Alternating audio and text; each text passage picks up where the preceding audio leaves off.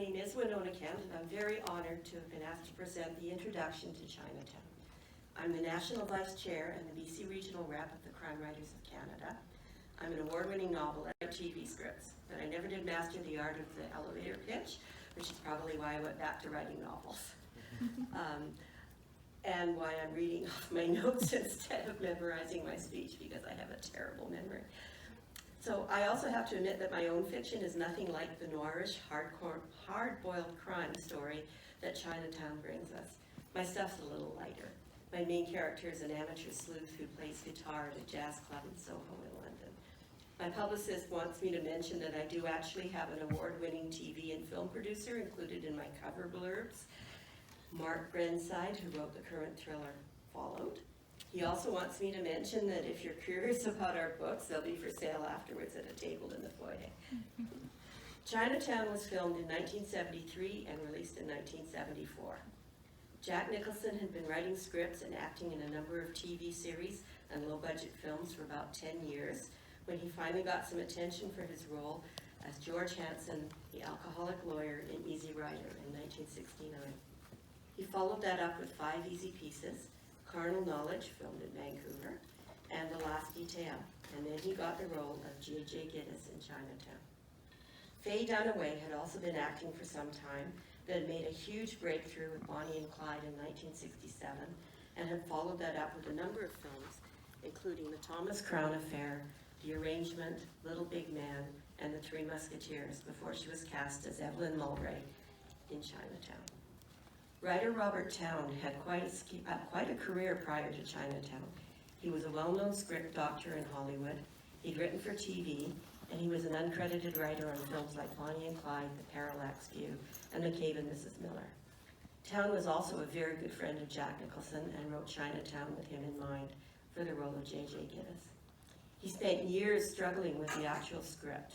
He was born in 1934, and he wanted to write something that captured the flavor and the feeling of old Los Angeles that he'd grown up in. He also suffered from the dilemma that many of us writers have to deal with, several storylines that he was passionate about, but which he didn't quite know how to arrange in order to make a coherent film. The role that corrupt Los Angeles city officials played in the diversion of water away from desirable land so that poor farmers could be bought out for peanuts, then water diverted back again to make the new landowners very rich. The love story between Gittes and Evelyn, Evelyn's relationship concerning her father and her daughter. So the genesis of the script for Chinatown was a long one, and it involved the intercession of director Roman Polanski, producer Robert Evans, friends, lovers, and others Hollywood colleagues. Roman Polanski was a Polish Holocaust survivor who'd written and directed a number of European films, including 1965's Repulsion, starring a very young Catherine Deneuve, before moving to Hollywood and writing and directing Rosemary's Baby in 1968.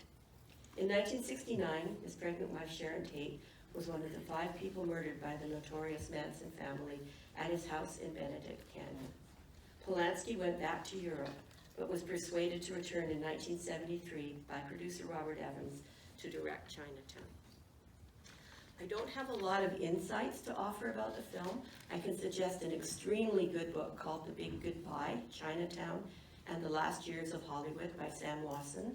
In it, you'll find all of the background information you could want about the motivations and the passions of the main players in this film: Robert Evans, Robert Towne, Roman Polanski, and Jack Nicholson.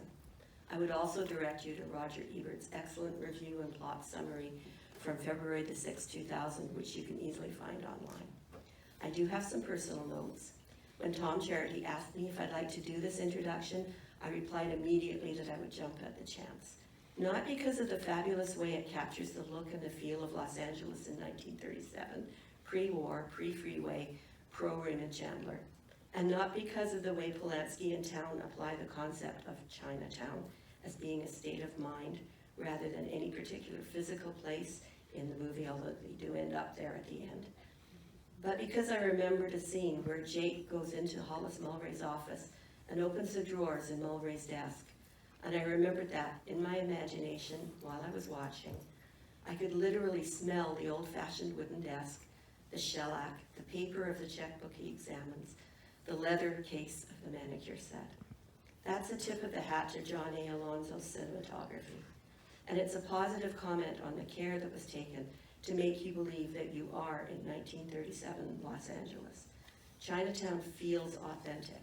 The hairstyles, Faye Dunaway's shockingly penciled in eyebrows, Jack Nicholson's impeccable suits and hats.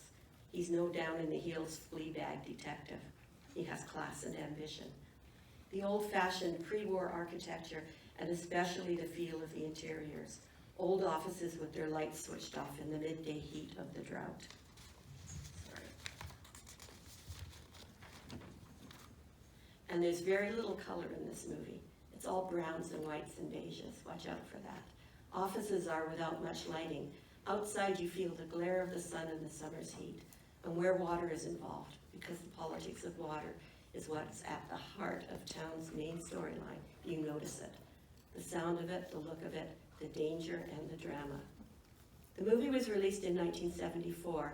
Its contemporaries vying for box office, including The Godfather Part 2, Blazing Saddles, The Texas Chainsaw Massacre, The Great Gatsby, Death Wish, Towering Inferno, Earthquake, and Deep Throat Part 2, to name but a few. Chinatown, according to the IMDb, ranked number 3 in terms of popularity that year. And watch out for Roman Polanski himself in a cameo role about 40 minutes in, when he and Jake have an infamous encounter after one of those dangerous water scenes.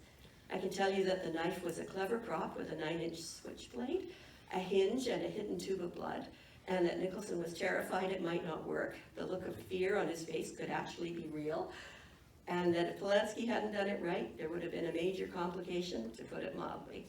I give you Chinatown.